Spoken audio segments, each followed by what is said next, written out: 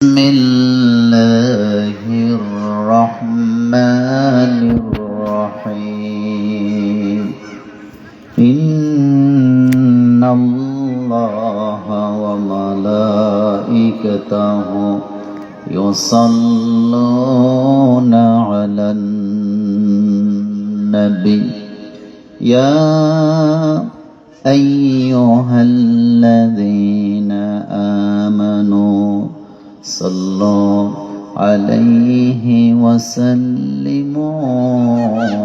تسليما সকল দরুদ ইব্রাহিম পড়েন আল্লাহুম্মা সাল্লি আলা মুহাম্মাদ ওয়া আলা আলি মুহাম্মাদ কামা সাল্লাইতা আলা ইব্রাহিম ওয়া আলা আলি ইব্রাহিম ইন্নাকা হামিদুম মাজিদ اللهم بارك على محمد وعلى آل محمد كما باركت على إبراهيم وعلى آل إبراهيم إنك حميد مجيد সকল প্রশংসার মালিকানা কার? আপনারা কি আল্লাহর সাথে রাগ করে আছেন? তাহলে আল্লাহ শব্দটা আসতে হবে না জোরে হবে?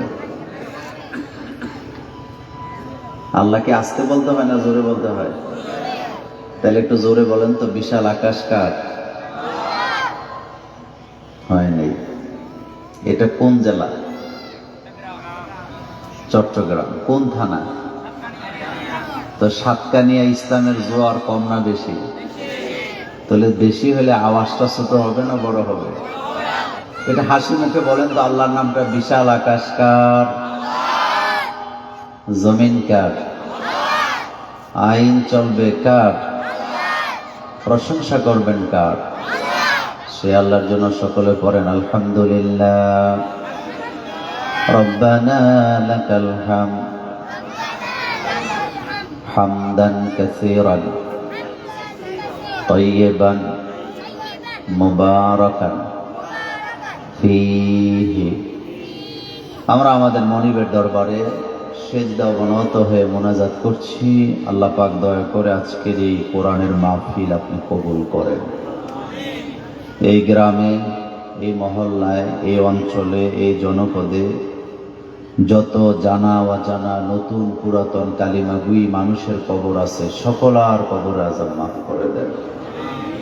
আজকের এই সুন্দর মাহফিলে যারা টাকা দিয়ে, পয়সা দিয়ে, বুদ্ধি দিয়ে, শ্রম দিয়ে মাহফিলটা সাজালেন, তাদের জন্য, তাদের আব্বা আম্মার জন্য জান্নাতে ঘর বানায় দেন। যে যত দূর থেকে এসছেন, আল্লাহ কদমে কদমে নেক দান করে দেন। আজকের এই মাহফিল রূপকানিয়া রিলেশন সোসাইটি এর উদ্যোগে এটি 9ম বার্ষিক তাফসীরুল কোরআন মাহফিল ও প্রশ্ন উত্তর পর্ব। মিরদিঘির পশ্চিম পাশ সংলগ্ন মাঠ। এই মাহফিলে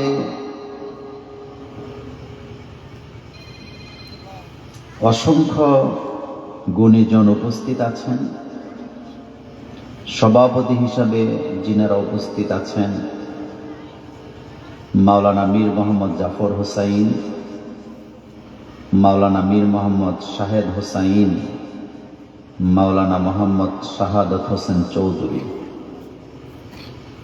আজকের প্রোগ্রামে বিশেষ অতিথি গোলাম মোহাম্মদ চৌধুরী বাবু, শেখ আলতাফ হোসাইন মাহমুদি, হাফেজ মাওলানা মোহাম্মদ ফুরকান, হাজী সৈয়দ নজির সওদাগর, হাজী মীর মোহাম্মদ হারুনুর রশিদ, হারুনুর নূর, মাস্টার ফরিদ আহমেদ। সঙ্গীত পরিবেশনায় মোহাম্মদ গিয়াসউদ্দিন রোকন, আমার অত্যন্ত স্নেহের অনুজ। আয়োজনে রূপকানিয়া রিলেশন সোসাইটি। আজকের প্রোগ্রামে আলোচক বিন্দু মাওলানা মীর মুআজ্জম হোসাইন ফয়সাল। কথা বলেছেন আন্তর্জাতিক খ্যাতিসম্পন্ন মুফাসসিরে কোরআন, বাংলাদেশ মাজলিসুল মুফাসসিরিনের কেন্দ্রীয় সহকারী সেক্রেটারি জেনারেল মাওলানা মাহমুদুর রহমান দিলওয়ার। আজকের প্রোগ্রামে সর্বশেষ যিনি আলোচনা করবেন আন্তর্জাতিক খ্যাতিসম্পন্ন মুফাসসিরে কোরআন, বাংলাদেশ মাজলিসুল মুফাসসিরিনের কেন্দ্রীয় উপদেষ্টা, মদিনাতুল উলুম কামিল মাদ্রাসার সম্মানিত হেড মুহাদ্দিস হযরত মাওলানা ডক্টর আবুল কালাম আজাদ বাশার হাফিজাহুল্লাহ, আমরা দোয়া করছি আল্লাহ যেন সকলকে কবুল করেন। আমরা আল্লাহ পাকের কালাম এবং রাসূলের হাদিস থেকে কিছু কথা শোনার জন্য এসেছি। তো আমি শুরুটা যেভাবে করতে চাই, এই পৃথিবীর মানুষগুলাকে যদি আপনি মানুষ বানাতে চান, মানুষের মধ্যে যদি মনুষ্যত্ব তৈরি করতে চান, তাহলে প্রত্যেকটা মানুষকে কোরআনের তালিম দিতেই হবে। কারণ পৃথিবীতে বর্তমানে সচল অবস্থায় কিয়ামত পর্যন্ত যে কিতাবটি মানুষের হেদায়েতের জন্য আল্লাহ নাযিল করে রেখেছেন, তার নামই হলো কোরআনুল কারীম। আমাদের বাংলাদেশে দেশটা যারা চালায়, তাদের একটা কমন ডায়লগ হচ্ছে আমরা দেশ সংস্কার করব। তো দেশ তো সংস্কার তারা করবেন, এতে আমাদের কোনো আপত্তিও নাই, এটাই আমরা চাই। কিন্তু আপনারা যারা বসে আছেন, বলেন তো দেশটা সংস্কার করা জরুরি না, দেশের মানুষগুলোকে সংস্কার করা জরুরি? মানুষগুলা, দেশ নিজে চুরি করে না, কিন্তু দেশের মানুষ কি করে? চুরি করে। তাহলে আপনি চোর আগে ভালো করেন। দেশ নিজে দুর্নীতি করে না, কিন্তু দেশের মানুষ কি করে? দুর্নীতি করে। সুতরাং মানুষকে যদি হেদায়েতের পথে আনতে হয়, আল্লাহ কোরআনের দরকার আছে না নাই? আল্লাহ রাব্বুল আলামিন বলছেন হুদাল লিন্নাস ওয়া বায়্যিনাতিন মিনাল হুদা, এই কোরআন আমি নাযিল করেছি মানুষের হেদায়েতের জন্য। মানুষ হেদায়েত পাবে না ততক্ষণ, আল্লাহর কোরআনকে আঁকড়ে ধরতে পারবে না যতক্ষণ। আল্লাহ রাব্বুল আলামিন বলছেন আলিফ লাম রা, কিতাবুন আনজালনাহু ইলাইকা লিতুখরিজান নাসা মিনাজ যুলুমাতি ইলান নূর। নবী, আপনার উপরে আমি কিতাবটা নাযিল করেছি। কেন করেছি? যাতে করে মানব মণ্ডলীকে অন্ধকার থেকে আলোর পথ দেখাতে পারে। ইসলাম ছাড়া আলো খুঁজে পাওয়া যায় না। যে সংসারে ইসলাম থাকে না, সেই সংসারে অশান্তির আগুন আছে না না?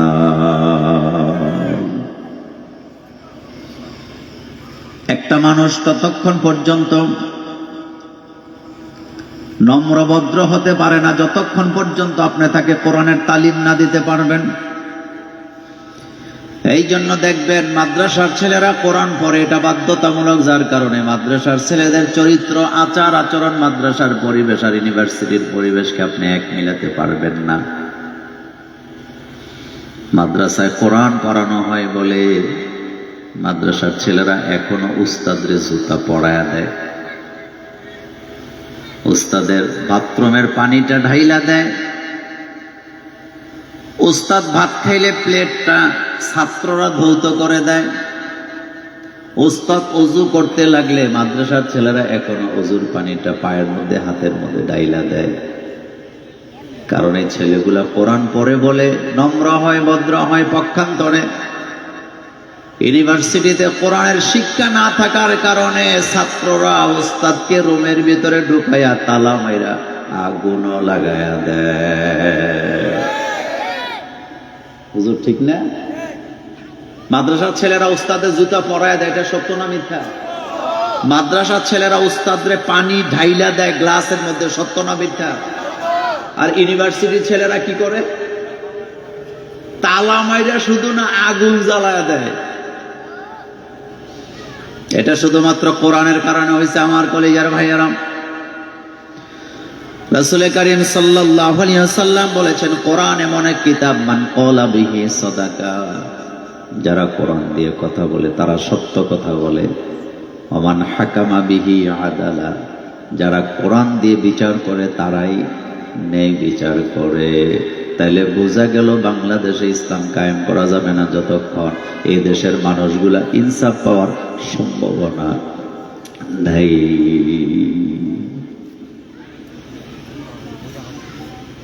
একটা পরিবারকে যদি আপনি ইসলাম দিয়ে সাজাতে পারেন, আপনি মা, আপনি বাবা, ছেলে মেয়েকে যদি কোরআন শিক্ষা দিতে পারেন, তাহলে আপনি যখন বৃদ্ধা বয়সে চলে যাবেন, বুড়া বয়সে চলে যাবেন, আপনাকে রাস্তাঘাটে ঘুমাতে হবে না, রাস্তায় রাস্তায় ভিক্ষা করা লাগবে না। আপনার ছেলে মেয়েকে যদি আপনি কোরআনের তালিম দিয়ে থাকেন ছোট্টবেলা, আপনাকে বৃদ্ধাশ্রমে যেতে হবে না। এই ছেলে মেয়েগুলা কোরআন শিক্ষা করার কারণে তারা জেনে যাবে মা বাপকে ইহসান না করলে, লালন পালন না করলে জান্নাতে যাওয়া যাবে না। এটা জানার কারণে বুড়া বয়সে আব্বা আম্মাকে ছেলে মেয়েরা খেদমত করার সম্ভাবনা আছে না? পৃথিবীর পাশ্চাত্যের দেশগুলাতে আপনারা বলেন শান্তি আছে, শান্তি আছে, শান্তি আছে, কিন্তু খোঁজ খবর নিয়ে দেখেন বুড়া বয়সে তাদের ছেলে মেয়ে তাদের লালন পালনের দায়িত্ব নেয় না, তাদের দেশে কোরআন না থাকার কারণে। কিন্তু যাদের কাছে কোরআন আছে, বুড়া বয়সে আব্বা আম্মার মর্যাদা দিয়া আব্বা আম্মারে খেদমত করে জান্নাতে যেতে চায় হাজার হাজার কোটি কোটি মুসলমানের সন্তান আছে না?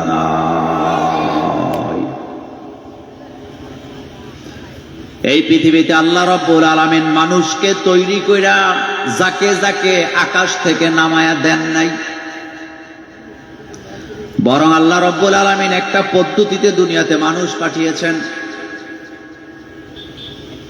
আল্লাহ ইচ্ছা করলে আদম আলাইহিস সালাম সহ 10,000 কোটি মানুষ একসাথে বানায়া একসাথে দুনিয়াতে পাঠাবার ক্ষমতা আমার আল্লাহর আছে না?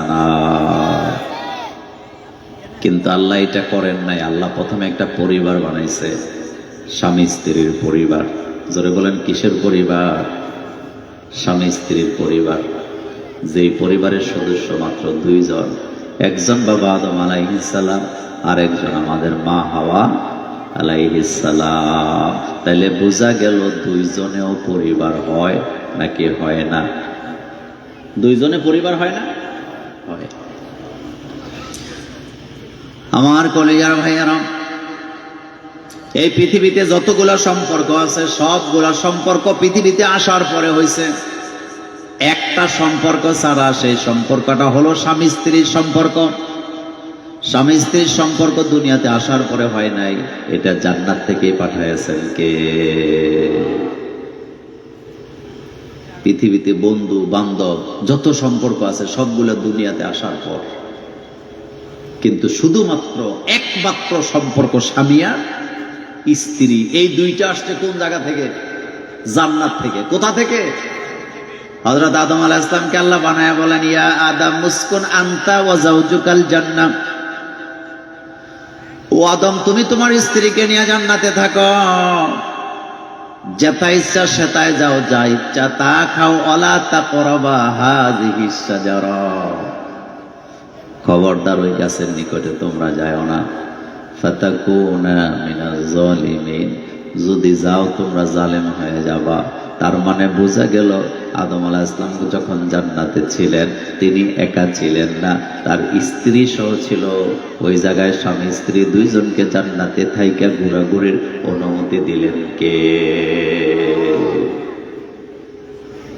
তাহলে প্রথম কথা জানলাম, পৃথিবীতে যত সম্পর্ক আছে একটা সম্পর্ক জান্নাত থেকে আল্লাহ পাঠাইছে, ওইটা হলো স্বামী স্ত্রীর সম্পর্ক। বলেন কিসের সম্পর্ক? কিন্তু মজার ব্যাপার হলো ইসলাম না জানার কারণে, ঈমানের পথে না চলার কারণে স্বামী স্ত্রীর মধ্যে কথায় কথায় ঝগড়াঝাটি হয়। এমন ঝগড়াঝাটির পরিবার আমাদের সাতকানিয়াতে নাই। এই ব্যাপারে আমি যতটুকু পারি আজকে কথা বলবো, যতটুকুন পারি। খুব লম্বা কথা বলা আমার অভ্যাস নাই। এটা কোরআন শরীফ দিছে, তাও এটার ওজন হবে কমপক্ষে 10 কেজি। আমি যাতে এটা উঠাইয়া কথা বলতে না পারি এই জন্য এটা দেওয়া হয়েছে। দেখেন এটা কয় কেজি ওজন হবে। মানে মানুষ যে বোকা হয়, এরকম বোকা হয় আগে জানতাম। আমি এটা হাতে নিয়ে কথা বলার যোগ্যতা আমার এই বডি দিয়া হুজুর আছে? কোন আমার এত শক্তি আছে? আমি তো না ডক্টর বাসার ভাই এটা হাতে নিয়ে কথা বলতে পারবে না। যাক, নিয়ে আসছে, আমি এটা নিচে রেখে কথা বলতে। এটা কে আনছে? এটা ওজন কয় কেজি বলেন তো? আসেন আপনি এসে এটা আলগি দেন। আমার কলিজার ভাইয়েরা, কোরআন আমাদেরকে দিছে কে? আল্লাহ পাক। আজকে আমি সূরাতুন নিসার প্রথম আয়াত থেকে আপনাদের সামনে কয়েকটি কথা বলবো ইনশাআল্লাহ। আমার নির্ধারিত সময়ের মধ্যে আমি আমার আলোচনা শেষ করবো। লা ইলমা লানা ইল্লা মা আল্লামতানা। তাহলে প্রথমে আমরা জেনে নিলাম স্বামী স্ত্রীর সম্পর্কটা কোত্থেকে আসছে? জান্নাত থেকে। পৃথিবীতে আসার পর স্বামী আর স্ত্রীকে গুরুত্বপূর্ণ কতগুলো দায়িত্ব, এগুলা কে দিয়েছেন? আপনাদের ডক্টর আবুল কালাম আজাদ বাসার ভাই, তিনি পরিবার নীতির উপরে একটা কিতাব লিখেছেন। তো এই জন্য বাসার ভাইয়ের কথাটা বললাম। তিনি চমৎকার লিখেছেন কোরআন এবং হাদিস দিয়ে। তো সূরাতুন নিসায় আল্লাহ পাক প্রথম আয়াতে, এই প্রথম আয়াতটা নিয়ে আমরা আজকে আলোচনা শুনবো যতটুকু যাওয়া যায়। যারা পারবেন আমার সাথে ঠোঁট মিলাবেন, আর যারা পারবেন না আপনারা একেবারে নীরবতার সাথে তেলাওয়াতটা শুনবেন। আউযু বিল্লাহি মিনাশ শাইতানির রাজীম। বিসমিল্লাহির রহমানির রহিম।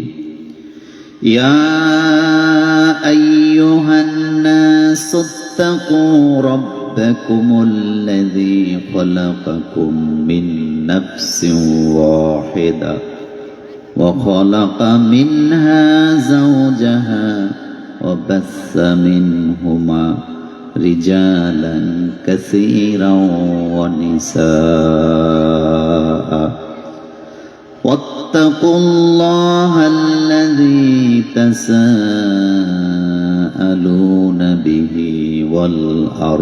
والأرحام إن الله كان عليكم رقيبا।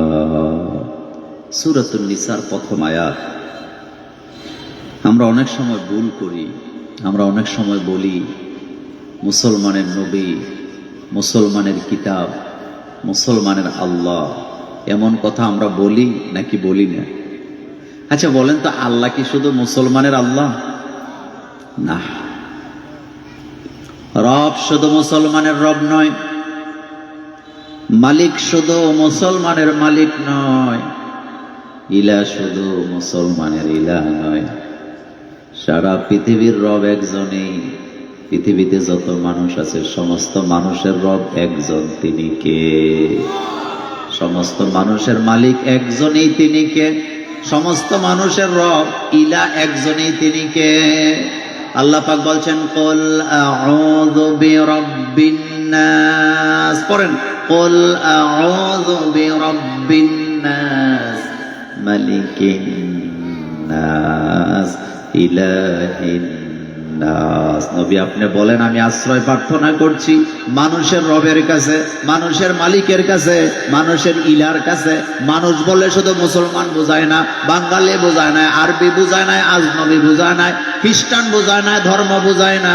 পৃথিবীর সমস্ত মানুষের কথা এক জায়গায় বলেছেন কে? সে আল্লাহ রব্বুল আলামিন এই আয়াত যে নাযিল করলেন, এই আয়াত শুধু মুসলমানদের জন্য আল্লাহ নাযিল করেন নাই, এই আয়াত সারা পৃথিবীর মানুষের জন্য নির্দিষ্ট করে আল্লাহ নাযিল করলেন। আল্লাহ বলেন ইয়া আইয়ুহান নাস, ডাক দিছে ও মানব জাতি। মানব জাতি বললে শুধু সাতকানিয়ার মানুষ এখানে হবে না, সারা পৃথিবীর মানুষ আছে না নাই? এই নাসের ভিতরে ডোনাল্ড ট্রাম্প বোধহয় নাই, কথা বল না, আছে না? কেউ কি বাদ আছে?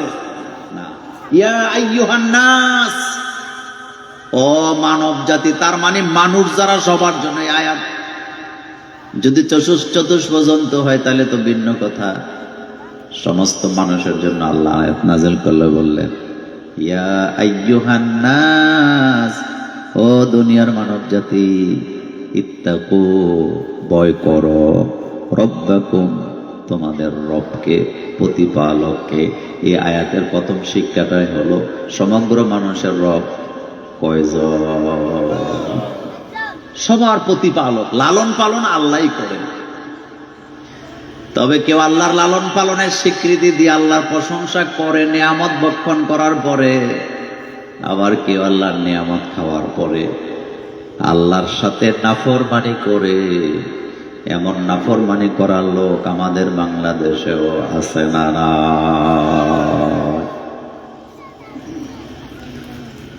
পানি খায় আল্লাহর, মধু খায় আল্লাহর, দুধ খায় আল্লাহর, ফলমূল খায় আল্লাহ, চাউল খায় দেয় আল্লাহর দেয়া চাউল, ডিম খায় আল্লাহর, সবজি খায় আল্লাহর, মাছ খায় আল্লাহর। আল্লাহর সবকিছু খাইয়া আল্লাহর জমিনে আল্লাহর আইনের কথা বললে তার মাথাটা খারাপ হয়ে যায়। এমন নিমক হারাম মানুষ সমাজে আছে না? না,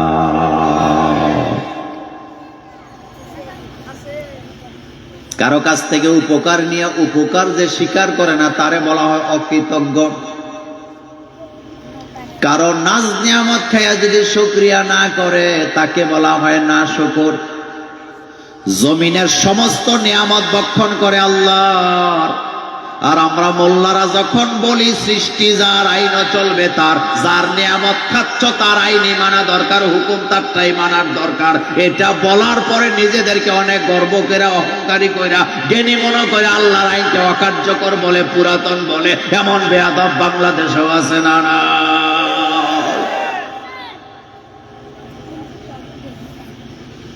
আল্লাহ পাক বলছেন ইত্তাকু, ভয় করো, রব্বাকুম, তোমাদের রবকে, যিনি তোমাদেরকে লালন পালন করেন। তাহলে আমাদেরকে লালন পালন করে কে? এরপর আল্লাহ পাক বলছেন আল্লাযী খালাকাকুম মিন নাফসিন ওয়াহিদা, যে আল্লাহ রব্বুল আলামিন তোমাদেরকে সৃষ্টি করেছে একজন থেকে। জোরে বলেন কয়জন থেকে? সোজা কথা বলে দেই, কপি করছে আমাদেরকে। কি করছে? আদম থেকে কপি করছে ছেলে মেয়ে, একটার পর একটা, একটার পর একটা। কপি বুঝেন তো? এই যে পোস্টারটা বানাইছে, একটু খেয়াল করেন, এই পোস্টারটা যখন এটাকে কম্পোজ করা হয়েছিল, ডিজাইন করা হয়েছিল, তখন ডিজাইন করছে কয়টা? কথা কয় না, সবটা একটা। এক কপি করছে। কয় কপি? একটা কপি করার পরে এটাকে প্লেটের মধ্যে সুন্দর করে লেখছে কম্পিউটার দিয়ে, অথবা অফসেট পেপারে, অথবা এটার একটা নেগেটিভ বের করছে একটা।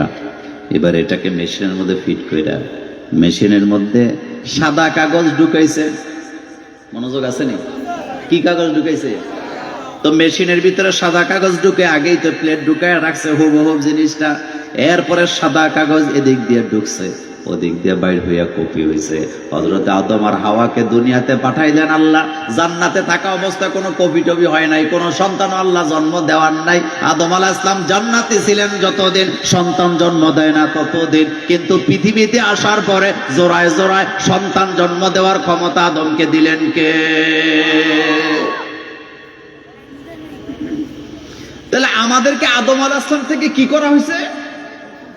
হ্যাঁ, বাসসা মিনহুমা, আল্লাহ পাক বলছেন খালাকাকুম মিন নাফসিন ওয়াহিদা, তোমাদেরকে আল্লাহ সৃষ্টি করছে একজন থেকে। এই একজনটা হইল বাবা আদম আলাইহিস সালাম। এরপর আল্লাহ পাক বলছেন খালাকা মিনহা যাওজাহা, আদমরে সৃষ্টি করে এমনি রাখে নাই, তার থেকে তার স্ত্রীরে বানাইছে। এরপরে ওয়াবাসসা মিনহুমা রিজালান কাসীরা ওয়া নিসা, এবার আদমকে বানায়া হাওয়াকে বানাইছে। হাওয়াকে বানাবার পরে যখন দুনিয়াতে পাঠাইলেন, সেখান থেকে সারা পৃথিবীতে বাসসা মিনহুমা রিজালান কাসীরা ওয়া নিসা, সারা পৃথিবীতে হাজার হাজার কোটি কোটি মিলিয়ন মিলিয়ন ছেলে মেয়ে ছড়ায়া দিয়েছেন কে? বাসসা মিনহুমা, এই দুইজন থেকে ছড়িয়ে দিয়েছেন রিজালান কাসীরা ওয়া নিসা, নারী এবং পুরুষ। তাহলে আমাদের মূল কয়টা বলেন তো? মূল কয়জন? একজন, আদম। আদম থেকে হাওয়া, আর আদম হাওয়া থেকে দুনিয়া সমস্ত মানুষ। এখন আপনি বলবেন মোল্লা ভাই, আদম হাওয়া থেকে যদি পৃথিবীর সমস্ত মানুষ জন্ম হয়ে থাকে, তাহলে কোন দেশের মানুষ লম্বা হয়, কোন দেশের মানুষ খাটো হয়, কোনো দেশের মানুষ সাদা হয়, কোনো দেশের মানুষ কালো হয়, বাংলাদেশের মানুষ শ্যামলা হয়। শ্যামলা বুঝেননি আপনারা? এটা প্রশ্ন আসে, কারো ভাষা আরবি, কারো ভাষা ইংরেজি, কারোরটা উর্দু, কারোরটা ফার্সি, কারোরটা বাংলা। এটার জবাব আল্লাহ এভাবে দিচ্ছেন, ইয়া আইয়ুহান নাস ইত্তাকু, ও দুনিয়ার মানুষেরা, ইয়া আইয়ুহান নাস ইন্না খালাকনাকুম মিন যাকারিন ওয়া উনসা ওয়া জাআলনাকুম শুউবান ওয়া কাবাইলা লিতাআরাফু। আল্লাহ পাক বলেন, ও দুনিয়ার মানুষেরা, আমি তোমাদেরকে সৃষ্টি করে বিভিন্ন জাতে, বিভিন্ন কওমে ভাগ করে দিলাম। কেন দিলাম? লিতাআরাফু, যাতে তোমরা এক জাতি আরেক জাতিকে চিনতে পারো। এই জন্য ভাগে ভাগে পৃথিবীতে মানুষ ছড়ায় দিছে কে? মজার কথা বলি, বাংলাদেশের মানুষ আর আফ্রিকার মানুষ কি একরকম? ডিজাইনের মধ্যে পার্থক্য আছে না? অবশ্যই আছে। আফ্রিকার মানুষগুলা লম্বা হয়, কালো হয়। ইংল্যান্ডের মানুষগুলা লম্বা হয় কিন্তু সাদা হয়। আবার দেখেন বাংলাদেশের বেশি দূরে নয়, কাছাকাছি দেশ চীন, চীনের মানুষগুলা খাটো হয়, নাকগুলা কেমন কেমন হয়। আবার বাংলাদেশের মানুষগুলা সাদাও না কালো না, আমরা বাঙালিরা মাঝখানে আছি না। না কেন? আল্লাহ পাক বলছেন লিতাআরাফ। আফ্রিকার কোন যুবক যদি 7.5 ফিট লম্বা, 7 ফিট লম্বা যুবক বাংলাদেশের এয়ারপোর্টে নাইমা যখন ঢুকতেছে, বাংলাদেশের পুলিশ যদি জিজ্ঞাসা করে, বেটা তোমার বাড়ি কই? হ্যাঁ যদি বলে আমার বাড়ি বাংলাদেশে, বাংলাদেশের পুলিশেরা বিশ্বাস করবো নি, বলবে তোর সাইজও মিলে না, কালারেও মিলে না, তুই বাংলাদেশি হইলি কেমনে? আবার বাংলাদেশের কোন যুবক যদি ইংল্যান্ডে যায় কয় আমার জন্ম, আমার বাড়িটাই ইংল্যান্ডে, আমি যাতে ইংল্যান্ডের লোক, বিশ্বাস করব? কব তুই বেটা কালো না সাদাও না, তুই ইংল্যান্ডের হইলি কেমনে? লিতাআরাফু, যাতে করে তোমরা এক জাতি আরেক জাতিকে চিনতে পারো, সেজন্য আমি আলাদা আলাদা তোমাদেরকে তৈরি করেছি, বর্ণ দিয়া, রং দিয়া, ডিজাইন করে। কিন্তু তোমাদের মূল কয়টা? একটা, তোমাদের বাপ আদম, তোমাদের মা হাওয়া আলাইহিস সালাম। আমার কলিজার বারে এই কথাটা আল্লাহ পাক এভাবে বলছেন, আল্লাযী খালাকাকুম মিন নাফসিন ওয়াহিদা ওয়া খালাকা মিনহা যাওজাহা। সুন্দর মানুষের ঘরে কালো হয়, কালো মানুষের ঘরেও সুন্দর হয় কিনা? বাপ মা দুইটাই ফর্সা, কিন্তু ছেলে হয় একেবারে কালো। এমন ঘটনা আপনাদের সাতকানিয়াতে নাই। আবার বাপ মা দুইটাই কালো, মাঝখান থেকে সন্তানেরা কি হয়? সুন্দর হয়। একজন নারী, তার ঘরের মধ্যে সন্তান হয়েছে কালো, কিন্তু ওই মহিলাও সুন্দর, মহিলার স্বামীও সুন্দর, স্বামী স্ত্রী দুইটাই সুন্দর, মাঝখান থেকে বাচ্চা হয়েছে কালো। স্বামী তার স্ত্রীর প্রতি তোহমত দিলেন যে আমিও সুন্দর, তুইও সুন্দর, মাঝখান থেকে বাচ্চাটা কালো হইল কেমনি? আমি তোরে বিশ্বাস করি না, তোর সতীত্ব নিয়ে আমার প্রশ্ন আছে। সতী সাধবী নারীর প্রতি যারা অপবাদ দেয়, তাদের প্রতি লানত করে কে? আসতে কয় কে? কোন সতী সাধবী নারীকে বিনা দোষে তার উপরে অপবাদ দেওয়া যায় না। মহিলা পেরেশানিতে পড়ে গেছে, কান্না শুরু করলেন। এবার মহিলা রাসূলুল্লাহর দরবারে গেলেন। বিচারক হচ্ছেন মুহাম্মদ সাল্লাল্লাহু আলাইহি ওয়াসাল্লাম। যুবকেরা কান পেতে শোনো, এমন এক যুগে মহিলা রাসূলের কাছে বিচার নিয়ে গেছে, এমন এক জটিল প্রশ্ন নিয়া রাসূলুল্লাহর দরবারে যাইয়া মহিলা বলতেছে, রাসূল গো, আমিও সুন্দর, আমার স্বামীও সুন্দর, কিন্তু আমার বাচ্চাটা কালো হওয়ার কারণে আমার স্বামী আমার সতীত্বের উপরে প্রশ্ন তুলেছে। রাসূল গো, এর সমাধান আপনি রাসূলুল্লাহর কাছে জানতে এসেছি। আচ্ছা, এই মহিলা যখন রাসূলুল্লাহর কাছে প্রশ্ন নিয়ে গেলেন, তখনকার যুগে কি ডিএনএ টেস্ট করার কোনো ব্যবস্থা ছিল? কথা কয় না। ডিএনএ পরীক্ষা করার কোনো ব্যবস্থা ছিল না, কিন্তু রাসূলুল্লাহর কাছে তার জবাব আছে না নাই? মহিলা বলতেছে, রাসূল আমিও ফর্সা, আমার স্বামীও ফর্সা, বাচ্চাটা কালো হওয়ার কারণে স্বামী আমার উপরে অপবাদ দিছে। আল্লাহর নবী তার স্বামীকে ডাকালেন, মহিলাকে ডাকালেন, একসাথে করে রাসূল বলে দিলেন, তোমার বংশের মধ্যে নিশ্চয়ই কোনো পুরুষ, আগের পুরুষ কালো ছিল, যার কারণে তোমার সন্তানও কালো হয়েছে। সতী সাধবী নারীর উপরে এভাবে অপবাদ দেওয়া যায় না। আল্লাহ রাসূল এখানে বলে দিলেন, সুন্দর মানুষের গর্ভে ফর্সা মানুষ জন্ম নেয়, আবার ফর্সা মানুষের গর্ভে সুন্দর মানুষ জন্ম নেয়। এটা কার কারিশমা?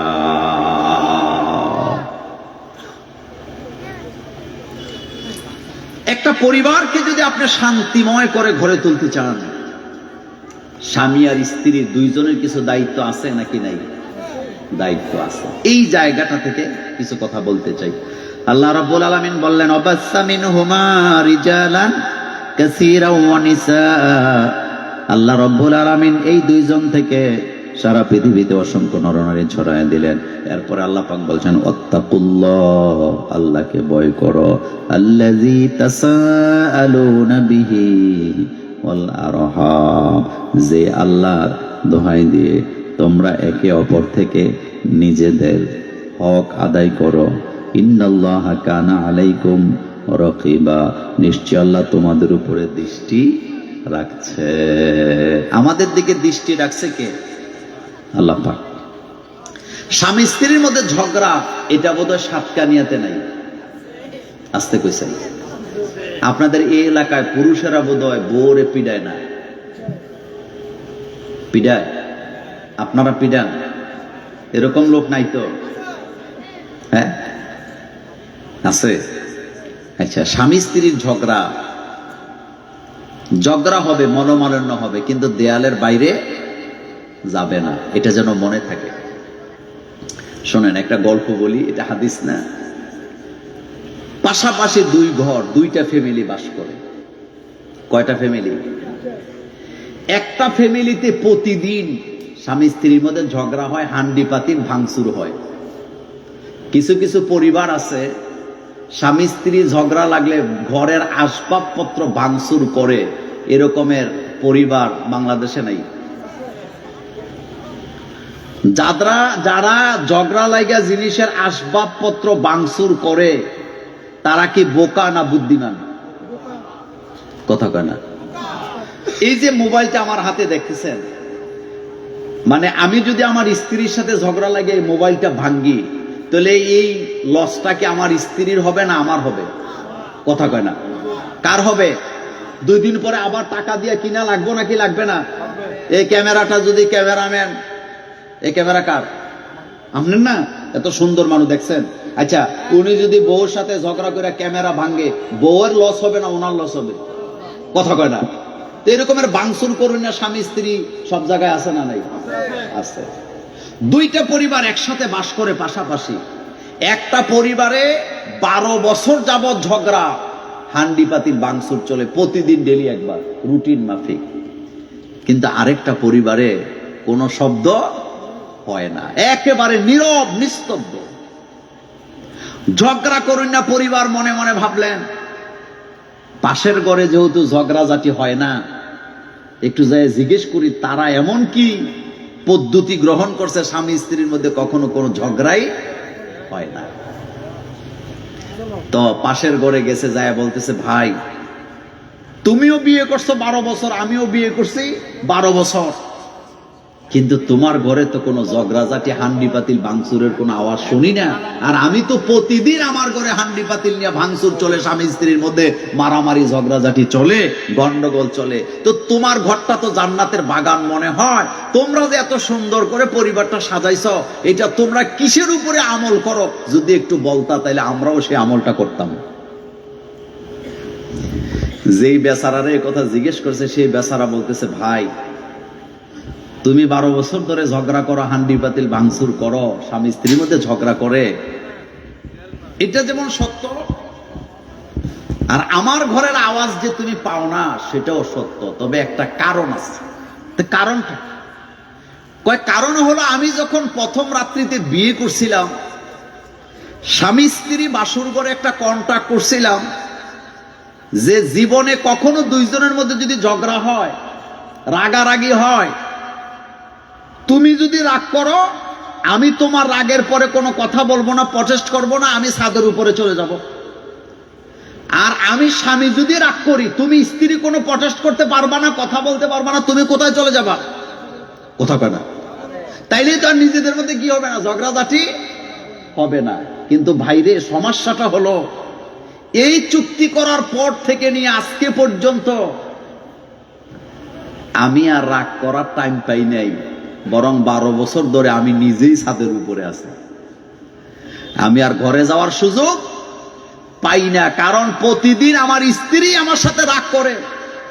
ও যখন রাগে তো আমি বাধ্য হইয়া ছাদের উপরে চলে আসি। এটা 12 বছর ধরে চলতেছে, তো ঝগড়া হইব কেমনে? তো তাদের পরিবারে বোধহয় ঝগড়া নাই? ঝগড়া আছে। পৃথিবীতে স্বামী স্ত্রীর মধ্যে ঝগড়া নাই এমন পরিবার কি পৃথিবীতে আছে? নেই। কিন্তু শোনেন, স্বামী আর স্ত্রীর পরিবারটাকে জান্নাতি পরিবার বানাবার জন্য একজনে দায়িত্ব পালন করলে হবে না, স্বামী স্ত্রী দুইজনকেই দায়িত্ব পালন করতে হবে। অধিকার সবারটা সবাই আদায় করতে হবে। আমানতদারিতা কি করতে হবে? রক্ষা করতে হবে। আল্লাহ রাব্বুল আলামিন এই আয়াতে আমাদেরকে পরিবার নীতি শিক্ষা দিচ্ছেন। কি নীতি শিক্ষা দিচ্ছে? পরিবার নীতি। আমাদের দেশে হালাল রিলেশন আছে নাকি নাই? তার বিপরীতে হারামটা বোধহয় নাই। হারামটা কম না বেশি? বেশি। কথা বললে কথা রেকর্ড হয়, তো কথা রেকর্ড হলে গালিও খাই। গালি খাইলেও আজকে একটা কথা বলি আপনাদেরকে, আমাদের বাংলাদেশ 90% মুসলমানের দেশে এমন কতগুলো আইন তারা তৈরি করছে যে আইনের কারণে এখানে বিয়ে হয়ে গেছে কঠিন, জিনা হয়ে গেছে সহজ। অথচ ইসলামের আইন হলো, ইসলামের আইডিয়া হলো, জিনাকে এতটা কঠোর করতে হবে, সমাজে যদি কেউ জিনা করে তাকে কঠিন শাস্তি দিতে হবে। বিয়ের আগে যদি কেউ জিনা করে তাকে 100 ডোরা মারতে হবে, 1 বছরের জন্য এলাকা থেকে বের করে দিতে হবে। কিন্তু বিয়ে করার পরে যদি বিবাহিত নারী পুরুষেরা জিনায় লিপ্ত হয়, তারা সমাজের জন্য, পরিবারের জন্য ক্যান্সার। তারা পৃথিবীতে বাঁচার কোনো অধিকার নাই। তাদেরকে সঙ্গে সার করে পাথর মেরে দুনিয়া থেকে বিদায় করে দাও। এই আইনটা কার? কিন্তু বাংলাদেশে জাপান থেকে, ইউরোপ থেকে তারা আইন আমদানি করে নিয়ে আইছে। কুড়িতে বুড়ি নয়, 20-এর আগে বিয়া নয়, 18-র আগে বিয়া নয়। মনোযোগ দিয়ে শুনে, ইসলাম কোন পুরুষ কোন নারীকে 20 বছর 22 বছর এই কথা বলে নাই। অ্যাডাল্ট হবে যখন, তখন সে বিয়ে করার অধিকার রাখে। কিন্তু আমার দেশে একটা মেয়ে সাবালক হয় 9 বছরে, কিন্তু তারে বিয়ে দিতে হলে 18 বছর পর্যন্ত অপেক্ষা করা লাগে। আইনটা এভাবেই করা হয়েছে, 18 বছরের আগে যদি কোনো মেয়েরে বিয়ে দিতে চায়, 16 বছর 17 বছর অথবা 17 বছর 11 মাস বয়স হয়ে যদি কাউকে বিয়ে দিতে চায়, তাইলে যারা বিয়ে দিবে, মেয়ে এবং ছেলের বাপ মা জেলে যাবে, এলাকার মেম্বার জেলে যাবে, কাজী জেলে যাবে, মোল্লারাও জেলে যাবে। এই আইন বাংলাদেশে আছে না? কিন্তু 18 বছরের আগে প্রেম করলে কি হবে, ভাগ্যে গেলে কি হবে, এই ব্যাপারে বাংলাদেশে কোনো আইন। তাইলে বোঝা গেল তারা বিয়েটাকে করলো কঠিন আর জিনাটাকে কি করলো। আজকে ডক্টর মোহাম্মদ ইউনূসের একটা বক্তৃতা আমি শুনতেছিলাম গাড়িতে বসে। বক্তৃতাটা আমার পছন্দ হয়েছে, এটা আপনাদের সাথে শেয়ার করি। সেটা হলো, ডক্টর ইউনূস বলেছেন 16 বছর আর 18 বছরের মানুষের মধ্যে তেমন কোনো পার্থক্য নেই। তিনি বলেছেন 18 বছর বয়সে যদি ভোট দিতে পারে, তাহলে 16 বছর বয়সেও কি দিতে পারে? কথা কয় না সাতকানিয়ার মানুষ, দিতে পারে কি পারে না? আচ্ছা বলেন তো, আমরা তো 18-16 পার করে আসছি অনেক আগে। 18 বছর আর 16 বছরের মধ্যে কি কোনো পার্থক্য আছে?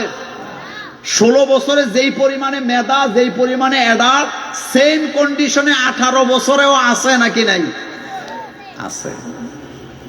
তো যদি থাকে 18 বছর বয়সে যদি বিয়ে দেওয়া যায়, 16 বছরেও দেওয়া যায়।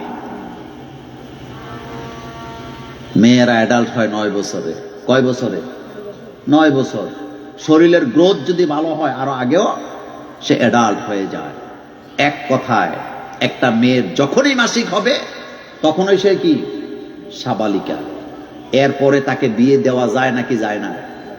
যায়। কিন্তু আমাদের দেশে বাল্য বিবাহ বলে। কি বিবাহ জানি না, এই কথা বলার পরে কি হবে, কিন্তু শুনেন কথাটা। বাল্য বিবাহ বলতে আপনি কি বুঝাইতে চান? দিনাজপুরের মেয়ে বাপের পকেটের টাকা নিয়ে উদাও, খোঁজ খবর নাই।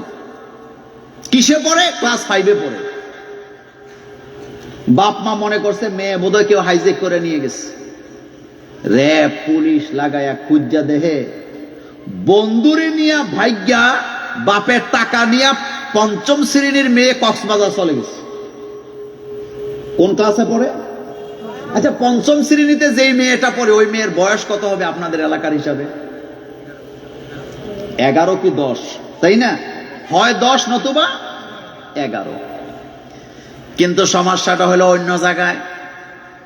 মেয়েরে যখন জিজ্ঞেস করছে তুমি তো নাবালিকা, এত আগে আগে যুবককে নিয়ে ভাগ্যা কক্সবাজার আসছো কেন?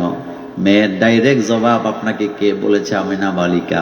আমার স্বামী প্রয়োজন, এই জন্য আমি আমার স্বামীকে নিয়ে ভেগে আসছি। এটা আমার স্বামী, এটা আমার প্রেমিকা নয়। 11 বছরের মেয়ে বলতেছে আমি সাবালক। আমি কি? গত কয়েকদিন আগে দেখলাম সিলেটের একটা রিসোর্টে 40 জোড়া প্রেমিক প্রেমিকা ধরা পড়ছে। দেখছেন না আপনারা পত্র পত্রিকায়? বাংলাদেশে এত আন্দোলন, এত আইন হয়, যতগুলো আইন হয় পারিবারিক নীতিতে সবগুলো আইনের ম্যাক্সিমাম জিনাকে উস্কে দেওয়া হয়। জিনা বন্ধ করে হালাল পন্থায় ছেলে মেয়েরা রিলেশন করুক, এই আইন আমাদের দেশে নাই।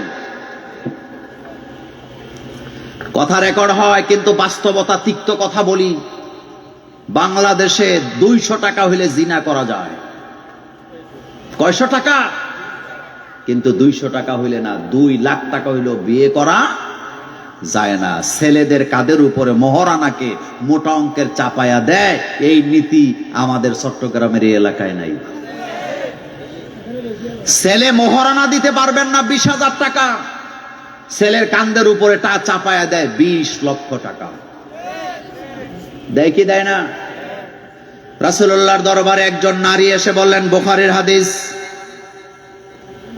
নারী এসে বললেন রাসূল আমি বিয়ে করতে চাই আপনাকে। আল্লাহ রাসূল চুপ করে আছেন। তার মানে রাসূল ওই মহিলাকে বিয়ে করতে রাজি না। একজন সাহাবা বললেন, হুজুর আপনি যদি অনুমতি দেন আমি এই মহিলাকে বিয়ে করতে চাই। আল্লাহর নবী বললেন, যাও মোহরানা নিয়ে আসো। সাহাবা বাড়িতে গেলেন, লোহার একটা আংটি নিয়ে রাসূলের দরবারে হাজির হয়েছে। একটা লোহার আংটি বর্তমান বাংলাদেশের বাজারে সর্বোচ্চ 20 টাকা 30 টাকা। বুখারী থেকে বলছি, লোহার আংটি নিয়ে রাসূলের দরবারে হাজির। সাহাবা বললেন, হুজুর এই আংটিটা ছাড়া আমার কাছে আর কিছুই নাই। আল্লাহর নবী বললেন, এই লোহার আংটি তোমার মোহর আনার জন্য যথেষ্ট। আপনার ছেলে উপযুক্ত হইছে, আপনার মেয়ে উপযুক্ত হইছে, আপনি তাকে বিয়ে দিয়ে দেন। কারণ আপনার অবহেলার কারণে সে যদি জিনায় লিপ্ত হয়, আল্লাহর আদালতে আপনাকে আসামি হওয়া লাগবে। আমার জীবনের বাস্তব একটা অভিজ্ঞতার কথা বলি। গত 3-4 দিন আগের কথা, মাত্র 3-4 দিন আগের কথা। এক জায়গায় মাহফিলে গেলাম, মাগরিবের পরে আমার আলোচনা, আসরের পরে চলে গেছি। একটা যুবক, ফুটফুটে সুন্দর একটা যুবক আমার কাছে এসে বলতেছে, হুজুর আপনার সাথে আমার একটা পার্সোনাল কথা আছে। আমি হাসি দিয়ে বললাম, তুমি আমার সাথে পার্সোনাল কথা কি বলবা, প্রেম টেম করছো নাকি? আমি কিন্তু দুষ্টামি করে বলছি। ছেলে বলতেছে, হুজুর হ্যাঁ এমন কিছু একটা আপনার সাথে বলতে চাই। তাই আমি বললাম আসতে দাও। যুবক আসছে আমার কানের কাছে, এসে বলতেছে, হুজুর আমি একটা রিলেশনে আছি। এতে কিসে আছে? যুবকরা কথা কয় না। কিসে আছে? আমি একটা রিলেশনে আছি। তো কয় হুজুর আব্বা আম্মাকে বলছি, আব্বা আম্মা বলছে আগামী ডিসেম্বরে আমার বিয়ে করাবে। তাই আমি বললাম সমস্যা কি, আগামী ডিসেম্বরে করে? কয় হুজুর আমরা তো জিনা করতেছি। বিশ্বাস করেন, যখন বলছিল যে আমরা তো জিনা করতেছি, আমার শরীর কাঁপতেছিল। মনে হচ্ছিল যেন আমার পায়ের তলা থেকে মাটিগুলো সরে যাচ্ছে। এই যুবকের ঈমান হয়তো মজবুত, সে হয়তো অনুশোচনা করছে তার দ্বারা জিনা হচ্ছে, বিয়ে করতে পারতেছে না বলে। কিন্তু এই দেশের লক্ষ লক্ষ যুবক যুবতীরা কলেজে পড়ে, ইউনিভার্সিটিতে পড়ে, অহরহ জিনা করে যাচ্ছে, কিন্তু বাপ মা তাদেরকে বিয়ে দিবে এটা বাপ মার অনুভূতিতে আসে না। এরকমের আব্বা আম্মা বাংলাদেশে আছে না নাই?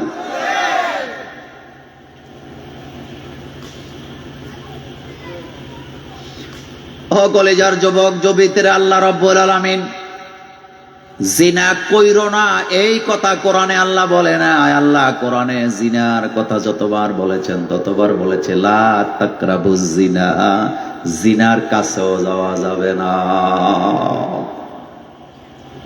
অনেক আলেম এখানে, উস্তাদুল আসাতে যারা এখানে আছেন, কোরআনে আল্লাহ পাক বলতে পারতেন তোমরা জিনা কইরো না, আল্লাহ বললেন লা তাকরাবুজ জিনা, জিনার কাছাকাছিও যাও না। কারণ এটা বড় ভয়ানক, এটা বড় ভয়ানক। আমার কলিজার ভাইয়েরা, আমাদের বাংলাদেশে ম্যাক্সিমাম আইনগুলা বলছিলাম জিনাকে উস্কে দেয়। শোনেন, মনে রাখবেন গুরুত্বপূর্ণ পয়েন্ট। কাবিন নামা একটা পয়েন্ট ছিল, একটা কলাম ছিল, মেয়ে, কুমারী, বিধবা, তালাক প্রাপ্তা কোনটা, এরকম একটা কলাম কিসের মধ্যে ছিল? কাবিন নামা বুঝেন তো? আপনাদের এলাকায় কাবিন করে না, রেজিস্ট্রি করে না? কাবিন নামায় একটা কলাম ছিল, মেয়ে কি, কুমারী, বিধবা অথবা তালাক প্রাপ্তা কোনটা। মেয়ে যদি আর কখনো বিয়ে না হয়ে থাকে তাহলে কুমারী লেখা হতো। মেয়ে যদি স্বামী হারা হইতো তাহলে লেখা হইতো মেয়ে বিধবা। যদি তালাক প্রাপ্তা হতো লেখা হইতো তালাক প্রাপ্তা। কিন্তু বাংলাদেশে এখন আইন করছে সুশীলেরা, ওই জায়গায় কুমারী লেখা যাবে না। কেন? কই কুমারী লেখলে মেয়ের জন্য লাঞ্ছনা বঞ্চনা হয়। কারণ কলেজ ইউনিভার্সিটিতে পড়া অবস্থায় মেয়ে যদি লিভ টুগেদার করে থাকে, কারোর সাথে বিছানা যদি শেয়ার করে থাকে, তাহলে কুমারী লেখাটা তো মিথ্যা কথা হয়। এই জন্য কুমারিত্ব দরে রাখা না রাখা এটা মেয়ের নিজের ইচ্ছা, এই জন্য কুমারী লেখা যাবে না। এইটা বলে তারা কুমারী শব্দটাও বাদ দিয়ে দিয়েছে। আমি আপনাদের কাছে জানতে চাই, যেই সমস্ত সুশীল সমাজের কথা মতো কাবিননামা থেকে কুমারী শব্দটা বাদ দেওয়ার চেষ্টা হয়েছে, এখানে ইনডাইরেক্টলি জিনাকে উস্কে দেওয়া, জিনাকে প্রমোট করা হয়েছে কি হয় না?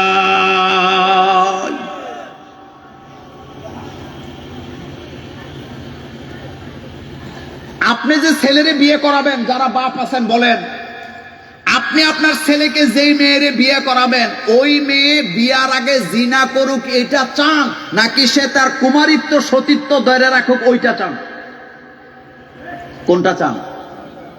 আপনি অবশ্যই মেয়ে যেন কি থাকে, তার সতীত্ব যেন ঠিক থাকে। আপনি এই চিন্তা মাথায় রাখছেন।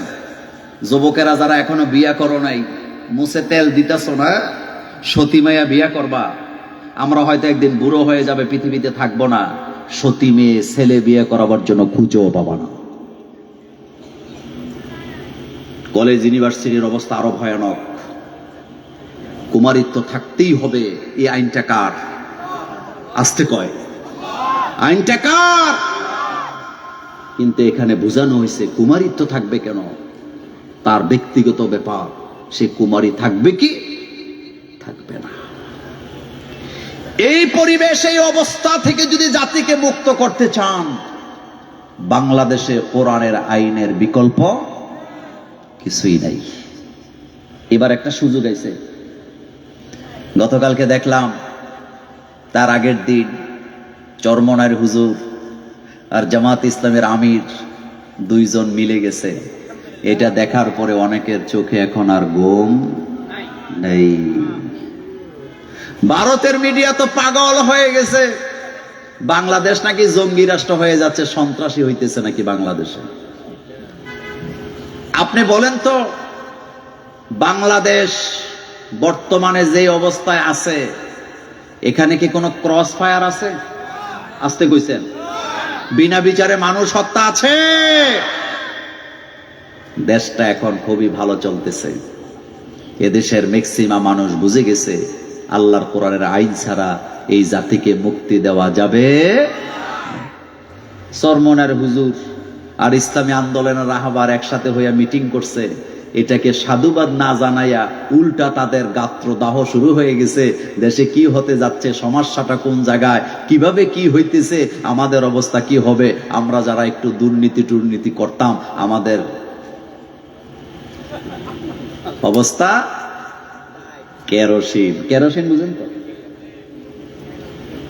শোনেন, সাতকানিয়ার মানুষ একটা কথা বলে দিয়ে যাই, রাসূলুল্লাহ কোরআনের আইন চালু করছে, যুদ্ধ করা লাগছে না?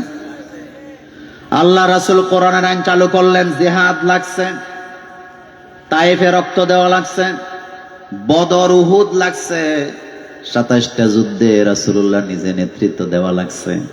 তারপরে রাসূলুল্লাহ সাহাবাদের রক্তের বিনিময়ে, রাসূলের রক্তের বিনিময়ে ইসলাম কায়েম করছেন।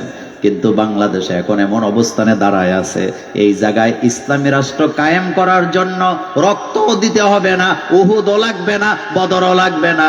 শুধুমাত্র আগামীতে আমরা যদি ইসলামের পক্ষের লোকদের পক্ষে একটা শিল মারতে পারি, বাংলাদেশে কোরআনের রাজ কায়েম হবে কি হবে না? হবে কি না? এটা আমরা করতে পারি কি পারি না? দুই হাত তুলে আমার আল্লাহকে দেখায় দেন।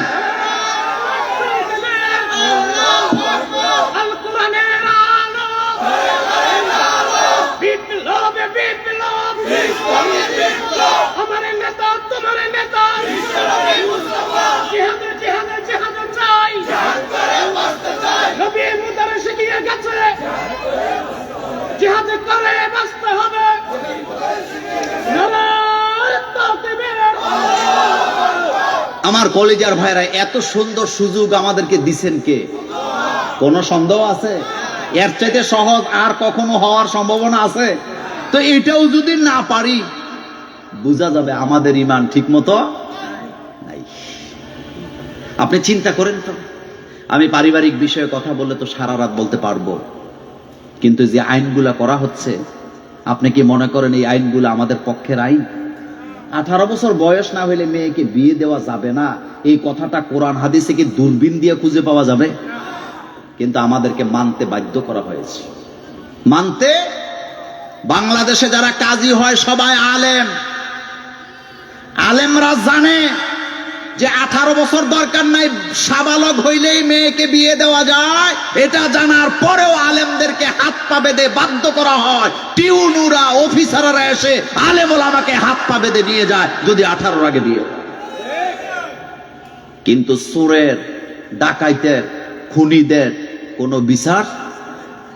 একজন আলেম কাজী হয়, একজন আলেম কি হয়?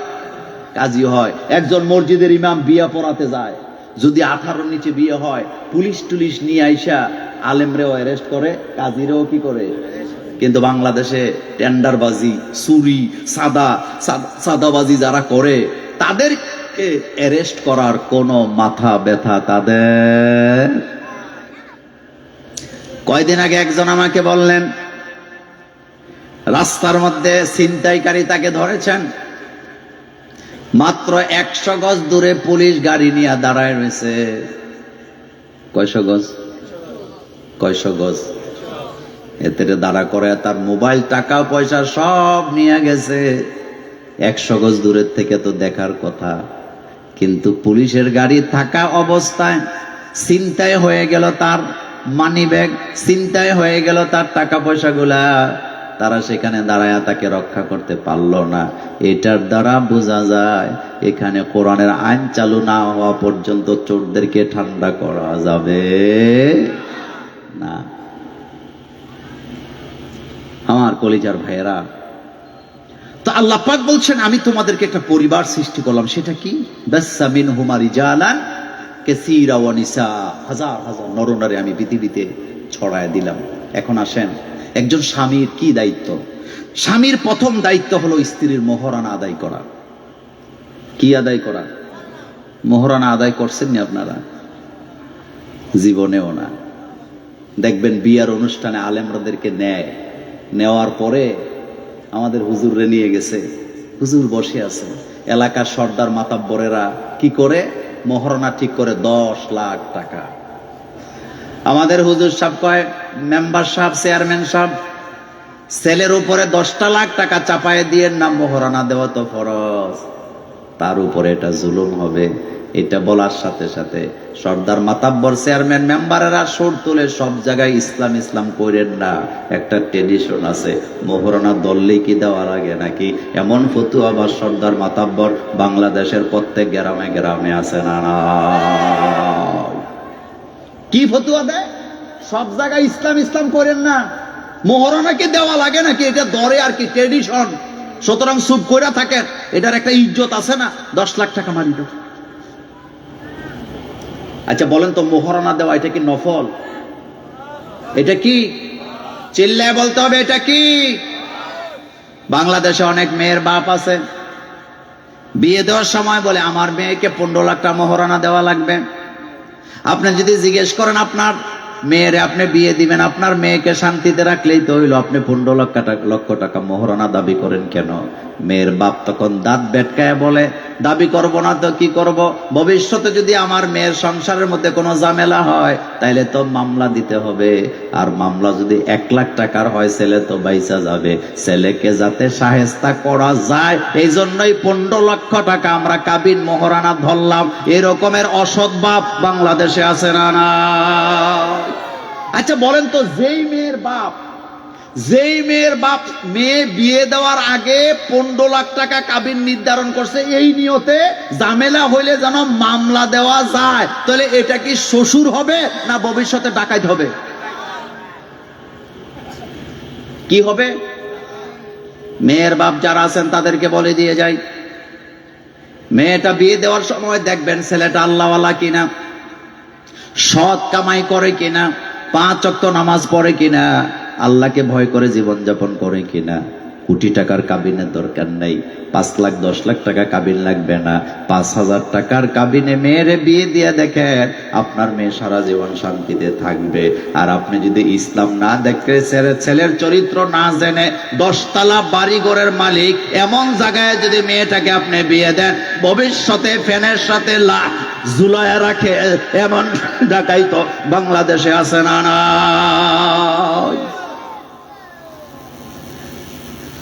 বিয়ের মধ্যে একটা শর্ত হলো কুফুর। কি কুফুর? বাংলা কি? সমতা। সমতা বলেন তো কি? আচ্ছা আপনাদের এই সাতকানিয়াতে মাসা করে না ঘরের মধ্যে মাল সামানা রাখার জন্য? আপনারা মাসারে কি বলেন? তাক বলেন। এই যে মাসা বানায় না, মাসা। আচ্ছা মাসা বানাইতে 2 সাইডে এরকমের কি বলে খুঁটি লাগে কি লাগে না? মনোযোগ আছে আপনাদের? আচ্ছা লাগে। এই পাশের খুঁটিটা যদি 6 ফিট হয় আর এই পাশের খুঁটি যদি 5 ফিট হয়, এটা কি এটা এইরকম করে যদি মাসা বানান, তাহলে এটার উপরে মাল সামানা রাখলে এটা থাকবে না গড়াইয়া নিচে পড়ে যাবে? কুফর বাংলা হলো সমতা। আপনি যে আপনার ছেলেরে বিয়ে করাচ্ছেন, মেয়েকে বিয়ে করাচ্ছেন, মেয়ে যে বিয়ে দিচ্ছেন, আপনি সমতাটা দেখবেন আপনার সাথে তার বংশ পরিচয়, তার সাথে আপনার সম্পদের পরিচয়, আপনার সামাজিক স্ট্যাটাসটা মিলে কিনা অবশ্যই আপনাকে দেখতে হবে। আপনি গরিব মানুষ, আপনার মেয়েটা অনেক সুন্দরী, এই জন্য কোটিপতির লোকের আপনার মেয়েরে বিয়ে করাইতে আসলে আপনি খুশির ঠেলায় তার কাছে বিয়ে দিতে যাইয়েন না, কুফুটা মিলায়া নিয়েন। কুফু যদি না মিলায়া কোটিপতি ছেলের কাছে বিয়ে দেন, আপনি ভবিষ্যতে তাদের বাড়িতে বেড়াতে গেলে ড্রয়িং রুমে বসে থাকবেন, তারা আপনাকে দাম দিবে না, আর কথায় কথায় আপনার মেয়েটাকে ফকিন্নির মেয়ে বলে গালি দেওয়ার সম্ভাবনা আছে না? রাসূল করিম সাল্লাল্লাহু আলাইহি ওয়াসাল্লাম যতগুলো বিয়ে করেছেন সবগুলো রাসূল কুফু মিলায়া করছে। রাসূলের প্রথম বিয়ে ছিল হযরতে খাদিজাতুল কুবরা রাদিয়াল্লাহু তাআলা আনহার সাথে। আপনি হাদিসগুলো পড়ে দেখেন, খাদিজার সাথে রাসূলের কুফু মিলে যায়। কুফুর মানে হলো সমতা। সুতরাং ছেলে যদি ডবল এম এ পাস হয়, মেয়ে যদি 1-2 পড়ুন হয়, ছেলের বাপ যদি কোটিপতি হয়, চট্টগ্রামে বাড়ি থাকে, সাতকানিয়া দোকান থাকে, আর আপনি যদি রিক্সা চালায় খান, আপনার মেয়ে সুন্দরী হইল, তার সাথে আত্মীয়তা করলে ভবিষ্যতে ঝগড়াঝাটির সম্ভাবনা আছে না? আপনাকে তারা 1.5 পয়সার দামও দিবে না। তাহলে প্রথম কথা বলতেছিলাম, স্বামীর দায়িত্ব হলো মোহরানা দেওয়া। কি দেওয়া? মোহর। মোহর আপনাকে অবশ্যই দিতে হবে। নাম্বার 2, স্ত্রীর ভরণ পোষণের দায়িত্ব কার? স্বামীর। কাবির নামার মধ্যে লেখা থাকে মাসিক খরপোশ ভদ্রচিত ভাবে যোগ উপযোগী আদায় করিবে। মনোযোগ আছে আপনাদের? এই দায়িত্বটা কার? স্বামীর। কিন্তু কেউ কেউ আছে বিয়ে করার পর স্ত্রীর ঠিক মতো খোঁজ খবরও নেয় না। ইসলাম কিন্তু কোন স্বামীকে এই কথা বলে নাই যে তুমি তোমার স্ত্রীকে একেবারে বাংলো বাড়িতে রাখতে হবে, আকাশচুম্বী জায়গায় রাখতে হবে, এমন কথা বলা হয় নাই। রাসূলুল্লাহর ঘরের দিকে তাকায় দেখে, আল্লাহ রাসূলের ঘরে এসি নাই, ফ্রিজ নাই, রঙিন টেলিভিশন নাই, বক্স খাট নাই, জাজিম নাই, রাসূলের ঘরে খেজুর পাতার পাটি। কিন্তু আপনাদের কাছে জানতে চাই, রাসূলুল্লাহর ঘরে ভালোবাসা আছে না? আয়েশা বলেন, রাসূল যখন ঘরে আসতেন হাসি মুখে ঘরে ঢুকতেন, সালাম দিতেন, পর্দার আড়ালে দাঁড়ায় থাকতাম রাসূলকে সালাম দেওয়ার জন্য। রাসূল আমাদেরকে আগেই সালাম দিয়ে ঘরের ভিতরে ঢুকতেন। রাসূল তার স্ত্রীদেরকে কখনো কর্কশ ভাষায় ধমকি দিয়া কথা বলতেন না। যে কোনো কথা রাসূল নম্রভাবে বলতেন। সুনানে আবু দাউদের হাদিসে আসছে, আল্লাহর নবী বললেন, শোনো, আমি যদি আমার আল্লাহকে বলি, আয় আল্লাহ উহুদ পাহাড়টাকে স্বর্ণ বানায়া দাও, আমার আল্লাহ আমাকে উহুদ পাহাড়টা স্বর্ণ বানায়া দিবে। আমি ভাগযোগ করে আমার স্ত্রীদেরকে দিয়ে দিব, তোমরা আরাম আয়েশে জিন্দেগি করতে পারবা। কিন্তু আমি রাসূলুল্লাহ এটাকে পছন্দ করি না। আল্লাহ আমাকে যেই জিন্দেগি দিয়েছেন এতে আমি খুশি। সুতরাং তোমাদের কাছে যদি এই জিন্দেগি ভালো না লাগে, আমি তোমাদেরকে ইখতিয়ার দিলাম, তোমরা ইচ্ছা করলে থাকতেও পারো, ইচ্ছা করলে চলেও যেতে পারো। স্ত্রীরা বলেন, ইয়া রাসূলুল্লাহ সাল্লাল্লাহু আলাইহি ওয়াসাল্লাম, এমন কথা আমরা শুনতে চাই না, কারণ আমাদের চুলায় তো প্রতিদিন আগুন জ্বলে না, ক্ষুধার্ত অবস্থায় ঘরে থাকি। আপনি রাসূল যখন আমাদের ঘরে এসে হাসি মুখে কথা বলেন, আমরা ক্ষুধার যন্ত্রণা ভুলে যাই। আমরা মৃত্যুর আগ পর্যন্ত ছেলেকে, মেয়েকে, বিবিকে বাড়ি, ফ্ল্যাট, গাড়ি টাড়ি জমায়া জমায়া দিয়া যাওয়ার চিন্তা মাথায় সব সময় আছে নাকি নাই? রাসূলুল্লাহ যেদিন দুনিয়া ছাড়লেন, মা আয়েশা বলেন, আল্লাহ রাসূল আমাদেরকে মাত্র সোয়াশের আটা দিয়ে গেছে। সুবহানাল্লাহ কইতে ইচ্ছা হইল না? কয় শের? শের বুঝেননি? এখনকার পোলাপানে শের বুঝে না। মা আয়েশা বলেন, রাসূলুল্লাহ আমাদেরকে সোয়াশের আটা দিয়ে গেছে। আল্লাহর নবীর ঘরে একাধারে 2 দিন কোনোদিন আগুন জ্বলে নাই। আজকে আগুন জ্বললে আগামী দিন জ্বলে নাই, আগামী দিন জ্বলে পরশু দিন জ্বলে নাই। আর আমার দেশের মহিলারা এমনও আছে, 3 বেলা খাবার যদি আপনি 1 বেলা খাওয়াইয়া 2 বেলা না খাওয়াতে পারেন, আপনার জন্য খোটা আছে না? রাসূলুল্লাহ সাল্লাল্লাহু আলাইহি ওয়াসাল্লাম মেরাজ থেকে এসে বললেন, আয়েশা, নারীদেরকে আমি বেশি জাহান্নামে দেখলাম। মা আয়েশা বলেন, হুজুর নারীদেরকে বেশি বেশি জাহান্নামে দেখলেন, কারণ কি? নারীরা কি অপরাধ করে? আল্লাহর নবী বললেন, আয়েশা, তোমরা নারীরা অধিকাংশ ক্ষেত্রে স্বামীর অকৃতজ্ঞ হও। তোমার স্বামী কত কষ্ট করে তোমাদের জন্য খাবার জোগাড় করে, কিন্তু এরপরও নারীরা স্বামীদেরকে খোঁটা দেয়। এমন নারী বাংলাদেশে আছে না? আমি এক জায়গায় একটা বিচার করতে গেছিলাম, পারিবারিক বিচার। তো ওই পরিবারে তারা তালাক করবে, খোলা তালাক করার জন্য বসছে। তা আমি বললাম যে দেখেন, তালাক তো আল্লাহ পছন্দ করে না, তালাকটা কি না দিলে হয় না? এটা বাদ দেন, চেষ্টা করেন মিলে যান। মহিলা বলতেছে, হুজুর মিলামিলি নাই। কি নাই? আচ্ছা বলেন তো, বাংলাদেশে এখন ছেলেরা বেশি তালাক দেয় না মেয়েরা দেয়? আগে তালাক দিত কারা, এখন কারা দেয়?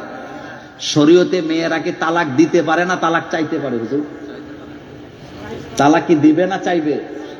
আর আমাদের দেশে মেয়েরা দেয়, ছেলেরা চালাক আছে দেয় না। হেতে পাসপোর্ট কইরা গোপনে বিদেশ চলে যায়, কারণ হেতে জানে তালাক দিলে তার জেলে যাওয়া লাগবে। শোনেন, বাংলাদেশে বর্তমানে তালাক দেওয়ার পর অসংখ্য নারীরা ইদ্যত পালনটাকেও জরুরি মনে করে না, ইদ্যত ছাড়াই আরেক জায়গায় বিয়ে বসে। হাজার হাজার নারী বাংলাদেশে আছে না নাই? ইদ্যত পালন ছাড়া বিয়ে কি হবে? কথা আসতে কয়, বিয়ে হবে? বাংলাদেশে তো তালাক গুলোও তো হয় না। তালাক আপনি কিভাবে দিবেন? এক বৈঠকে কাম শেষ না। গরম মেজাজে ইসলামে কোনো সিদ্ধান্ত নেওয়া যায়? আপনি আপনার স্ত্রীকে তালাক দিবেন আর পারতেছেন না, তার আগে আল্লাহ পাক 3টা স্টেপ আপনাকে দিচ্ছেন। ওয়াইজহুন্না ওয়াজরুন্না ওয়াদরিবহুন্না। তুমি ওয়াজ করো, বুঝাও, না বুঝলে তার বিছানা আলাদা করো, এরপরও যদি না হয় তুমি তাকে তালাক দাও। তবে কিভাবে দিবেন? হ্যাঁ, আপনার স্ত্রী মাসিক হয়েছে, মাসিক থেকে পবিত্র হওয়ার পরে তালাক দিবেন কয়টা? একটা। কথা কয় না বাঙালি। কয়টা দিবেন? একটা দিবেন। একটা দেওয়ার পরে অপেক্ষা করবেন 1 মাস। একটা দেওয়ার পরে যদি সে ভয় পেয়ে যায়, সে যদি আপনার আনুগত্য করতে স্বীকার করে, ভুলটা যদি স্বীকার করে, আপনি তাকে ঘরে নিয়ে আসেন, কোনো অসুবিধা নেই। কিন্তু 1 মাস অপেক্ষা করার পরে দেখছেন ঘাটতেরা চরিত্র আরো খারাপের দিকে যাচ্ছে, আপনার কথা মানবেই না, আবার মাসিকের পরে আরো একটা তালাক দেন। এখন কয়টা হয়েছে? 2টা। এখনো সুযোগ আছে আরেকটা।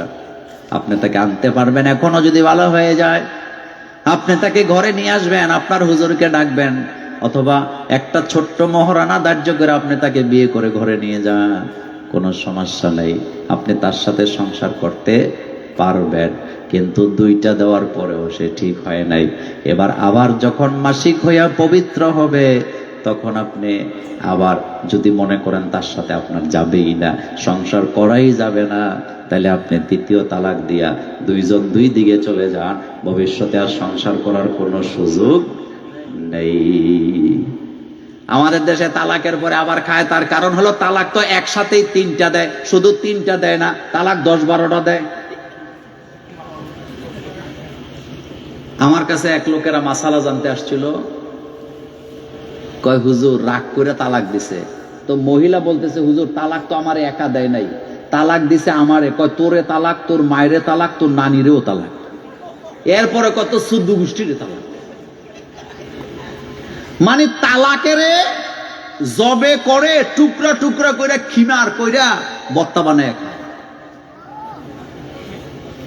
3 তালাক দিবেন, এরপরে আর তার সাথে কোনো সংসার নাই, 2 জন 2 দিকে চলে যাবে। কিন্তু আমাদের দেশে রাগের মাথায় তালাক দেওয়ার সময় দেয়, দেওয়ার পরে মনে হয়েছে তার 2টা বাচ্চা আছে। এখন সমাজের নেতারা যায় দৌড়ে কয়, আরে বাচ্চাগুলো কি করবো? তো বাচ্চাগুলো কি করবো? তুমি তালাক দেওয়ার সময় তোমার মনে ছিল না? এরপরে আবার হারাম সংসার কইরা খায়। এরকমের সংসার আমাদের দেশে আছে না নাই?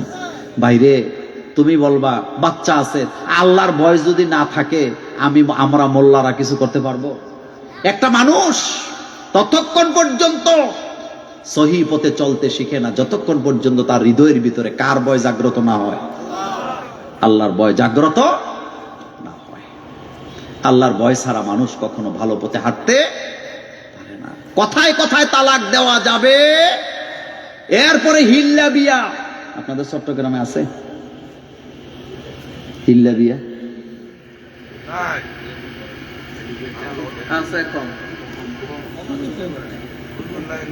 আগে আসিল না হিল্লা।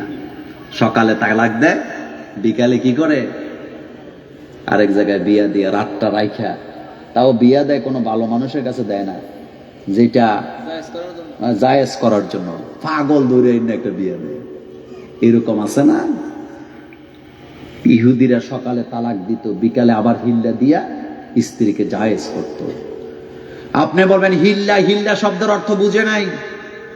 ইসলামে আপনার স্ত্রীকে 3 তালাক দেওয়ার পরে, বিচ্ছিন্ন হওয়ার পরে আপনি আর তাকে ফেরত আনতে পারবেন না। একটা অপশন খোলা আছে, সেটা কি? সেটা হলো তালাক দেওয়ার পর আপনার স্ত্রী চলে গেছে ওর রাস্তায়, আপনি গেছেন আপনার রাস্তায়, তার সাথে আপনার কোনো যোগাযোগ নেই। ওই মহিলা যে আরেক জায়গায় বিয়ে বসছে, আপনি আরেক জায়গায় বিয়ে করছেন, আনফরচুনেট ওই মহিলা আবার তালাক খাইছে বা বিধবা হইছে, আপনি আবার বউ হারাইছেন বা আবার আপনি বিয়ে করবেন। এবার যদি আবার পুনরায় বিয়ে করেন তাতে কোনো আপত্তি নাই, কিন্তু সকালে তালাক দিয়া বিকালে আবার হিল্লা দিয়া একসাথে সংসার করা, এটা ইসলামে জায়েজ নেই। বাসার ভাইকে আসবে কই? আসতেছে আমার কলিজার ভাইয়েরা। তো যাই হোক, সংসারের ব্যাপারে কথা বলছিলাম। কথায় কথায় তালাক শব্দটা উচ্চারণ করা যাবে না। এটা আপনার দায়িত্ব, আপনার স্ত্রীকে আপনি ভরণ পোষণ দিবেন, কিন্তু ভরণ পোষণ দিতে যায় বিরক্তি ভাব প্রকাশ করা যাবে না। ইনশাআল্লাহ আল্লাহ যদি বাঁচায় রাখেন, ভবিষ্যতে আবারও দেখা হবে, আবারও কথা হবে, অন্য কোনো দিন, অন্য কোনো মাঠে, অন্য কোনো বিষয় নিয়ে। আর যদি কোনোদিন দেখা না হয়, দেখা হবে হাসরের মাঠে। আল্লাহ যেন আমাদের সকলকে আরশে আজিমের ছায়ার নিচে বসতে দেন কিয়ামতের মাঠে। আমরা সকলে বলি আমিন, আর জোরে বলি আমিন। আমি দেখতে পাচ্ছি আমাদের আজকের প্রধান আকর্ষণ, প্রধান বক্তা ডক্টর আবুল কালাম আজাদ বাশার, মুহাদ্দিস, মদিনাতুল উলুম কামিল মাদ্রাসার সম্মানিত হেড মুহাদ্দিস। তিনি একজন লেখক, তিনি একজন গবেষক, তিনি বাংলাদেশ মাজলিসুল মুফাসসিরিনের কেন্দ্রীয় উপদেষ্টা কমিটির একজন গর্বিত সদস্য। আমার ভাই মুহতারাম আসছেন। আমি এখানেই আমার আলোচনা শেষ করলাম।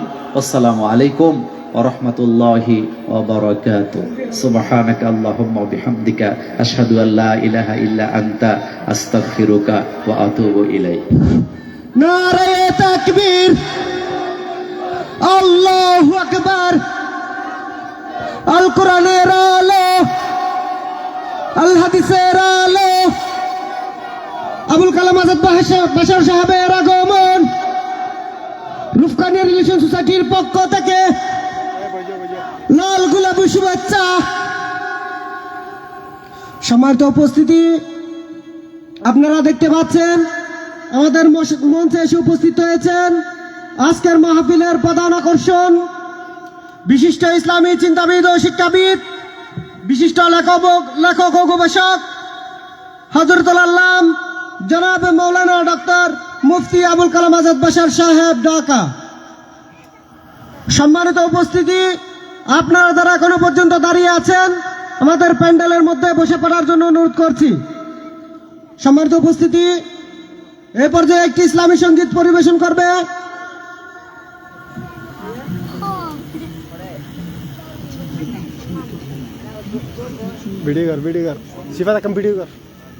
এ পর্যায়ে একটি ইসলামী সঙ্গীত পরিবেশন করবেন মোহাম্মদ গিয়াসউদ্দিন রুকন, পরিচালক অমলিন আহ্বান, শিল্পী গোষ্ঠী, কক্সবাজার।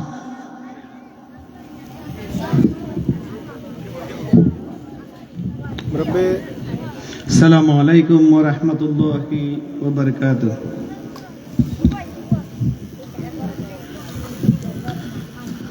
জ্বলেছে কাশ্মীর, জ্বলে ফিলিস্তিন, জ্বলছে কাশ্মীর, জ্বলে ফিলিস্তিন, জ্বলছে কেন আরাকান? কোন অপরাধে দেশে দেশে মরছে শুধুই মুসলমান? কোন অপরাধে দেশে দেশে মরছে শুধুই মুসলমান? জ্বলছে কাশ্মীর, জ্বলে ফিলিস্তিন, জ্বলছে কাশ্মীর, জ্বলে ফিলিস্তিন, জ্বলছে কেন আরাকান?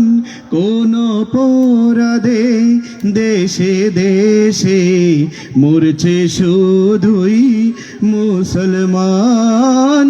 কোন অপরাধে দেশে দেশে মরছে শুধুই মুসলমান? ইরাক ও সিরিয়া, ইয়েমেন, লিবিয়া, উইগুরের কান্নায় বেকবর দুনিয়া। ইরাক ও সিরিয়া, ইয়েমেন, লিবিয়া, উইগুরের কান্নায় বেকবর দুনিয়া।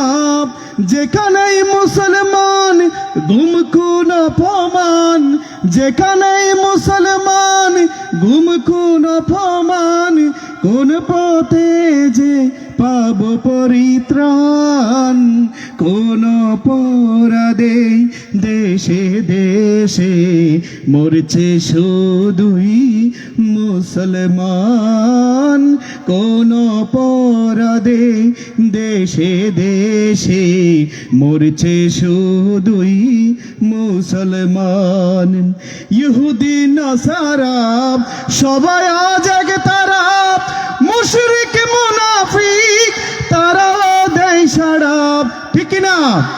ইহুদি নাসারা সবাই আজ এক তারা, মুশরিক মুনাফিক তারা দেয় সাড়া। জাগরে জাগ মুসলমান, ডাকছে তোরে আল কোরআন। জাগরে জাগ মুসলমান, ডাকছে তোরে আল কোরআন। ওই সব রাসূলের শেরে আহ্বান। কোন অপরাধে দেশে দেশে মরছে শুধুই মুসলমান? কোন অপরাধে দেশে দেশে মরছে শুধুই মুসলমান? আর তো সহে না অসহযাতনা, নালিশে সালিশে কোনো কাজ হবে না। আর তো সহে না অসহযাতনা, নালিশে সালিশে কোনো কাজ হবে না। কোরআনের ঘোষণা শুনতে কি পাও না? কোরআনের ঘোষণা শুনতে কি পাও না? এক হও, লড়াই করো, চাইলে সমাধান। কোন অপরাধে দেশে দেশে মরছে শুধুই মুসলমান? কোন অপরাধে দেশে দেশে মরছে শুধুই মুসলমান? জ্বলছে কাশ্মীর, জ্বলে ফিলিস্তিন, জ্বলছে কাশ্মীর, জ্বলে ফিলিস্তিন, জ্বলছে কেন আরাকান? কোন অপরাধে দেশে দেশে মরছে শুধুই মুসলমান? কোন অপরাধে দেশে দেশে মরছে শুধুই মুসলমান? আসসালামু আলাইকুম ওয়া রাহমাতুল্লাহ। আলহামদুলিল্লাহ, অসংখ্য ধন্যবাদ খুব সুন্দর সুললিত কণ্ঠে একটি ইসলামী সঙ্গীত পরিবেশন করার জন্য। সম্মানিত উপস্থিতি, আমাদের মঞ্চে এসে উপস্থিত হয়েছেন মানবতার মুক্তির আন্দোলন বাংলাদেশ জামাত ইসলামী সাতকানিয়া পৌরসভার আমির জনাব অ্যাডভোকেট হাফেজ হামিদুদ্দিন আজাদ। জনাব হাফেজ অ্যাডভোকেট হামিদুদ্দিন আজাদ ভাইকে সম্মাননা স্মারক তুলে দেওয়ার জন্য রূপকানিয়া রিলেশন সোসাইটির সিনিয়র সদস্যবৃন্দকে অনুরোধ করছি।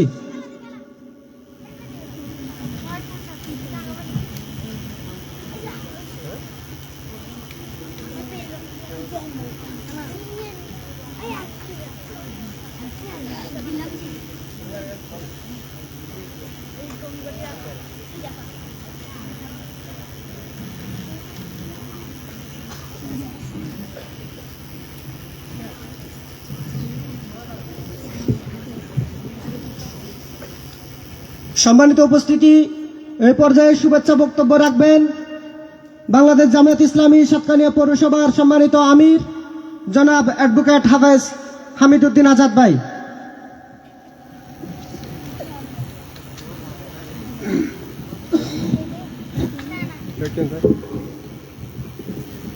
السلام عليكم ورحمة الله وبركاته.